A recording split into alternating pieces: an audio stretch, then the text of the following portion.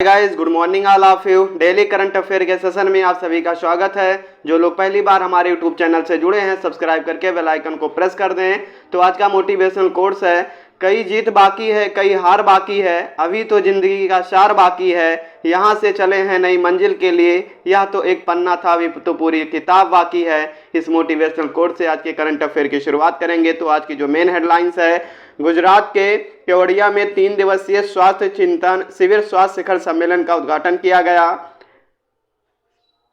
श्री लालंगलियाना का मेघालय के शिलांग में निधन हो गया। अंतर्राष्ट्रीय नो डाइट दिवस जो है 6 मई को मनाया गया।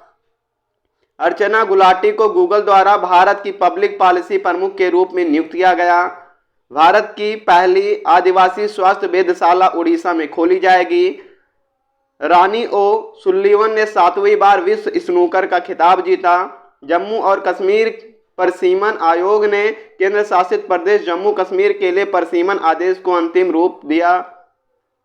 भारत सरकार द्वारा युवा नीति का एक नया मसौदा तैयार किया गया। एयर मार्शल संजीव कपूर ने भारतीय वायुसेना के महानिदेशक का पदभार ग्रहण किया।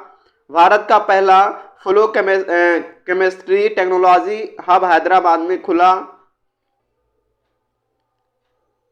भारत जर्मनी हरित और सतत विकास के लिए भारत जर्मन साझेदारी शुरू करेंगे। आईआईटी बॉम्बे ने मौसम पूर्वानुमान ऐप विकसित करने के लिए आईएमडी के साथ एक समझौता ज्ञापन पर हस्ताक्षर किया। भारत ने 2020 के दौरान मृत्यु दर में 6.2% की वृद्धि दर्ज की। कोचीन शिपयार्ड द्वारा एक स्वदेशी हाइड्रोजन ईंधन सेल पोत का निर्माण किया जाएगा। तो ये थी आज की हेडलाइंस। आज के करंट अफेयर पे चलेंगे। विश्व पुर्तगाली भाषा दिवस कब मनाया जाता है? तो विश्व पुर्तगाली भाषा दिवस जो है 5 मई को मनाया जाता है, मनाया गया 5 मई को मनाया गया विश्व पुर्तगाली भाषा दिवस। वर्ल्ड पोर्टुगीज लैंग्वेज डे को पुर्तगाली भाषा देशों के समुदाय द्वारा 5 मई की तारीख को आधिकारिक तौर पर 2009 में स्थापित किया गया था। यानी इसकी शुरुआत कब की गई थी? 2009 में जो है इसकी शुरुआत की गई थी और 5 मई को ये मनाया जाता है। 5 मई 2009 को इसकी शुरुआत की गई थी और हर साल ये 5 मई को मनाया जाता है। विश्व प्रेस स्वतंत्रता सूचकांक 2022 में भारत किस स्थान पर है? तो भारत जो है 150वें स्थान पर है, 125वें स्थान पे है। पहले जो था भारत जो था पिछले वर्ष में 142वें स्थान पर था, लेकिन 8 अंक ये फिसल कर कितने पे हो गया है? 125वें स्थान पर 150वें स्थान पे पहुंच गया है इंडिया जो है। रिपोर्ट्स विदाउट बॉर्डर्स ने 20वां विश्व प्रेस स्वतंत्रता सूचकांक 2022 जारी किया है, जो 180 देशों और क्षेत्रों में पत्रकारिता की स्थिति का आंकलन करता है। सूचकांक में भारत की रैंकिंग पिछले साल के 142वें स्थान से गिरकर 150वें स्थान पर आ गई है। नॉर्वे जो है सबसे पहले स्थान पे है, नॉर्वे जो है सबसे पहले स्थान पर है। दूसरे स्थान पे जो है डेनमार्क है, तीसरे पे स्वीडन है, एस्टोनिया चौथा और फिनलैंड जो है 5वें स्थान पर है। जबकि उत्तर कोरिया जो है 180वें स्थान पर। सबसे लास्ट में कौन सा देश है? उत्तर कोरिया जो है इस सूची में सबसे निचली पायदान पे है। सबसे ऊपर कौन है? नॉर्वे है। सबसे नीचे कौन है? उत्तर कोरिया है। और भारत जो है 150वें स्थान पर है। नेक्स्ट करंट अफेयर पे चलेंगे। इंटरनेशनल फायर फाइटर्स डे अंतर्राष्ट्रीय अग्निशामक दिवस कब मनाया जाता है? तो ये जो है 4 मई को जो है मनाया जाता है। 4 मई को अंतर्राष्ट्रीय अग्निशामक दिवस के रूप में मनाया जाता है। अंतर्राष्ट्रीय अग्निशामक दिवस हर साल 4 मई को उन अग्निशामक विशेषज्ञों को सम्मान देने के लिए मनाया जाता है जिन्होंने ड्यूटी के दौरान अपनी जान गंवाई थी। हाल ही में वर्ष 2022 में आयोजित की विश्व स्नूकर चैंपियनशिप किसने जीती? तो ये जो विश्व स्नूकर चैंपियनशिप जो है वो जीती है रानी ओ सुल्लीवन ने जो है ये खिताब अपने नाम किया है। रानी वो सुल्लीवन इंग्लैंड के रहने वाली हैं। ने फाइनल में जो ट्रम्स इंग्लैंड को 18-13 से हराकर 2022 विश्व स्नूकर चैंपियनशिप जीती, जो 16 अप्रैल से 2 मई 2022 तक इंग्लैंड के शेफील्ड में क्रूसिबल थिएटर में आयोजित किया गया था। डीडी नेशनल के किस शो ने ENVA पुरस्कार 2021 जीता है? तो किस शो ने, जो डीडी नेशनल का शो कौन था? तो बेस्ट फ्रेंड फॉर एवर जो उनका एक शो था डीडी नेशनल का, उन्होंने ENVA जो है इनवे अवार्ड 2021 से मतलब मिला है। दूरसंचार exchange for media news broadcasting awards के 14वें संस्करण में पालतू जानवरों की देखभाल बेस्ट फ्रेंड फॉर एवर पर आधारित अपनी best in depth Hindi series के लिए ENVA पुरस्कार 2021 से सम्मानित किया गया। हाल ही में किस विश्वविद्यालय ने खेलो इंडिया यूनिवर्सिटी गेम्स 2021 जीता है? तो किस यूनिवर्सिटी ने जीता है? तो जैन यूनिवर्सिटी ने जो है ये खिताब अपने नाम किया है। खेलो इंडिया यूनिवर्सिटी गेम्स 2021 का खिताब जैन यूनिवर्सिटी को मिला है। जैन यूनिवर्सिटी ने लवली प्रोफेशनल यूनिवर्सिटी ने जो 17 स्वर्ण पदक जीता था, पंजाब विश्वविद्यालय ने 15 और जो है जैन यूनिवर्सिटी ने जो 20 स्वर्ण पदक, 7 रजत पदक और 5 कांस्य पदक जो है अपने नाम किया है। Times higher education THE impact ranking 2022 में भारत किस स्थान पर है? तो टाइम्स हायर एजुकेशन में जो है भारत जो है चौथे स्थान पर है, 4th पोजीशन पे है। टाइम्स हायर एजुकेशन में अपनी इम्पैक्ट रैंकिंग का 2022 संस्करण जारी किया है। भारत के 8 विश्वविद्यालय दुनिया के शीर्ष 300 विश्वविद्यालयों में शामिल है। रैंकिंग में वेस्टर्न सिडनी यूनिवर्सिटी जो है ऑस्ट्रेलिया की शीर्ष पे नंबर 1 पे कौन है? ऑस्ट्रेलिया की जो यूनिवर्सिटी सिडनी यूनिवर्सिटी वो नंबर 1 पे है। इसके बाद Arizona state university the US दूसरे नंबर पे, वेस्टर्न यूनिवर्सिटी कनाडा का स्थान तीसरा है। इस साल 110 देशों के रिकॉर्ड 1524 संस्थानों ने रैंकिंग में भाग लिया। ऑस्ट्रेलिया की जो वेस्टर्न सिडनी विश्वविद्यालय है वो पहले शीर्ष स्थान पर बना हुआ है। The state of the world forest report को किसने जारी किया? तो इसको जो FAO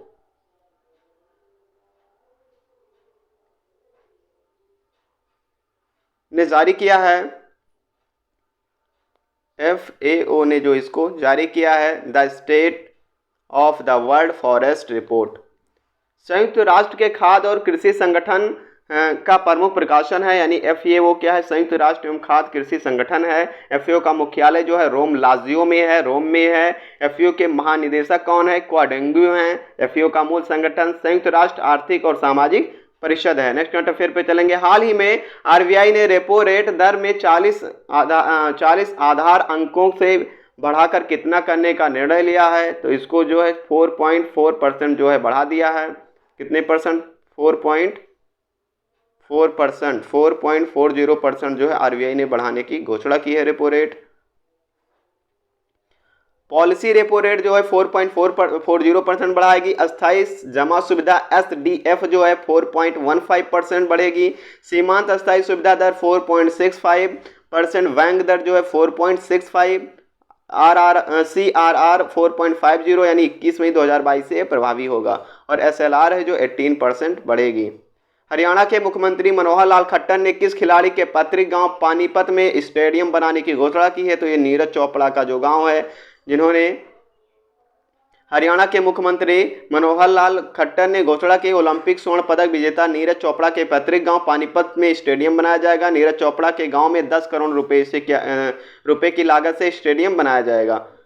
पिछले साल नीरज चोपड़ा ओलंपिक ट्रैक एवं फील्ड में स्वर्ण पदक यानी भाला फेंक में जो है स्वर्ण पदक जीतने वाले पहले भारतीय बने थे। हाल ही में भारत मौसम विज्ञान विभाग द्वारा किस संस्थान के साथ समझौते ज्ञापन पर हस्ताक्षर किया है? तो भारत मौसम विज्ञान ने IIT बॉम्बे के साथ जो है समझौते पर ज्ञापन पर हस्ताक्षर किया है।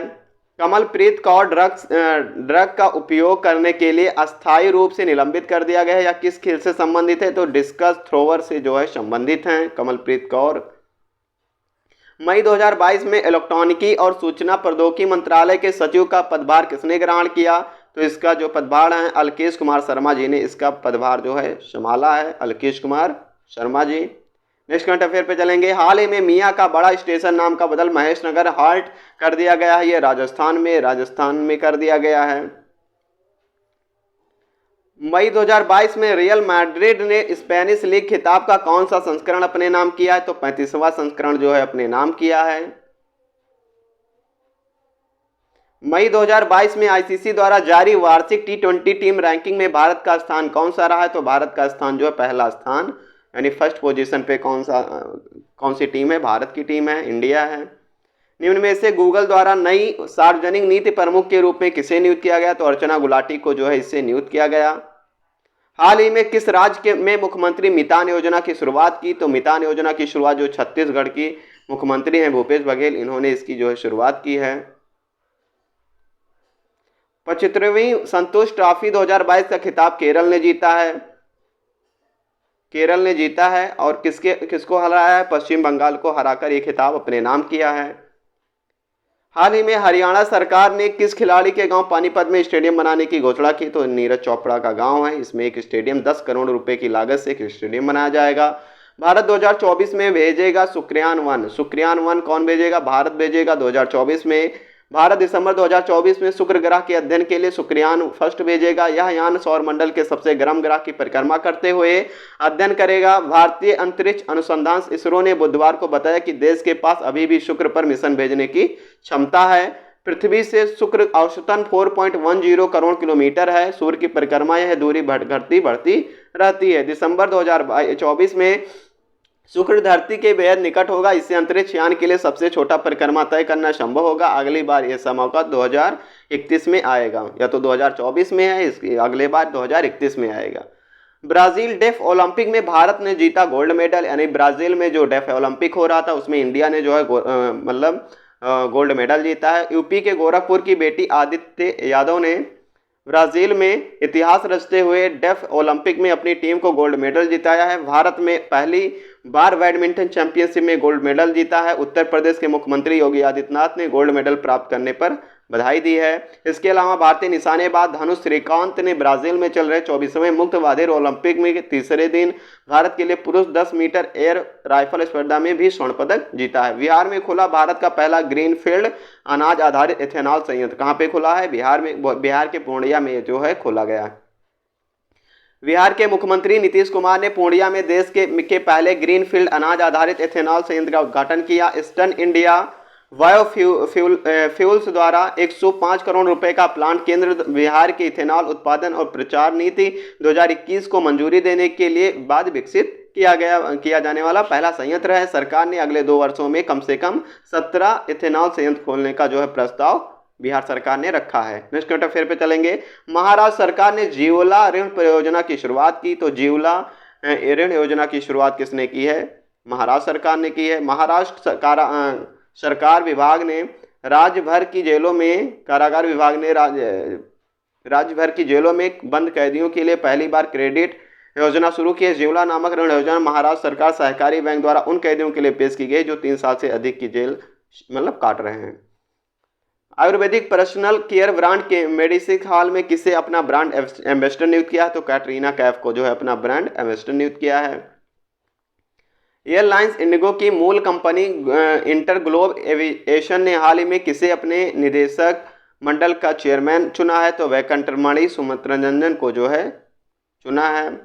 किस देश की बैडमिंटन टीम ने अपने कई खिलाड़ियों के कोविड पॉजिटिव 19 पॉजिटिव पाए जाने के बाद 8 मई से शुरू होने वाले थॉमस कप फाइनल्स के 32वें 32वें चरण का हटने का फैसला किया? तो न्यूजीलैंड टीम ने जो है हटने का फैसला किया है। नेक्स्ट करंट अफेयर पे चलेंगे। हाल ही में अतिक्रमण विरोधी अभियान किस शहर में शुरू किया गया? तो ये अभियान जो है ये दिल्ली में शुरू किया गया। न्यू दिल्ली में जो है इसकी शुरुआत की गई। तृणमूल कांग्रेस ने किसको गोवा का पार्टी का प्रभारी नियुक्त किया गया है? तो कीर्ति आजाद को जो है नियुक्त किया है। नेक्स्ट करंट अफेयर पे चलेंगे। निम्नलिखित में से किसे भारत सरकार द्वारा कल्याण आयुक्त के पद पर नियुक्त किया गया? तो किसको किया गया? तो विवेक रुशिया को जो इससे नियुक्त किया गया। बोडो साहित्य सभा का मुख्यालय किस राज्य में है? जहां पर हाल ही में राष्ट्रपति रामनाथ कोविंद जी VSS के 61वें वार्षिक सम्मेलन के समापन समारोह में शिरकत करेंगे। तो ये जो असम में जो है स्थापित किया गया, असम राज्य में है।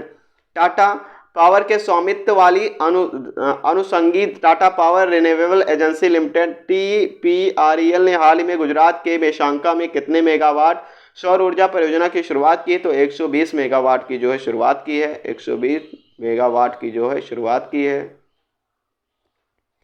निम्नलिखित में किसने हाल ही में पुडुचेरी के मुख्य सचिव का पदभार ग्रहण किया है? तो इसका जो पदभार है राजीव शर्मा ने जो है ग्रहण किया है पुडुचेरी के। हाल ही में किसे प्रधानमंत्री कार्यालय में प्रधानमंत्री का सलाहकार के रूप में नियुक्त किया गया है? तो तरुण कुमार को जो है नियुक्त किया गया है प्रधानमंत्री का सलाहकार के रूप में। हाल ही में केंद्रीय प्रत्यक्ष बोर्ड सीबीडीटी का अध्यक्ष किस अतिरिक्त पदभार किसको मतलब दिया गया है? तो ये जो संगीता सिंह को जो है अतिरिक्त पदभार दिया गया है। हाल में प्रेस स्वतंत्रता दिवस 2022 कब मनाया गया? तो 3 मई को जो ये मनाया गया।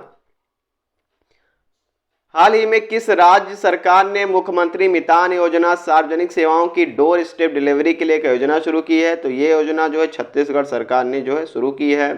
हाल ही में छत्तीसगढ़ सरकार ने कर्मचारियों के महंगाई भत्ते में कितने प्रतिशत की वृद्धि की है? तो 5% की जो वृद्धि छत्तीसगढ़ सरकार ने सरकारी कर्मचारियों में के महंगाई भत्ते में की है। हाल ही में किसे थल सेना का नया सेना प्रमुख नियुक्त किया गया है? तो लेफ्टिनेंट जनरल वीएस राजू को जो है थल सेना का नए सह सेना प्रमुख बने हैं। हाल ही में राष्ट्रीय पाठ चर्चा की रूपरेखा के लिए जनादेश दस्तावेज किसने लॉन्च किया? तो धर्मेंद्र प्रधान ने जो इसको लॉन्च किया। 12 मई को आयोजित जोधपुर स्थापना दिवस समारोह में मारवाड़ रत्न पद्मश्री कोमल कोठारी सम्मान किसको दिया गया? तो ये जो है डॉक्टर महेंद्र भानावत को जो है इस सम्मान से सम्मानित किया गया। हाल ही में परशुराम जयंती कब मनाई गई? तो ये भी जो है 3 मई को जो है मनाई गई। हाल ही में सेंट्रल इंटेलिजेंस एजेंसी के नए मुख्य प्रौद्योगिकी अधिकारी के रूप में किसे नियुक्त किया गया है?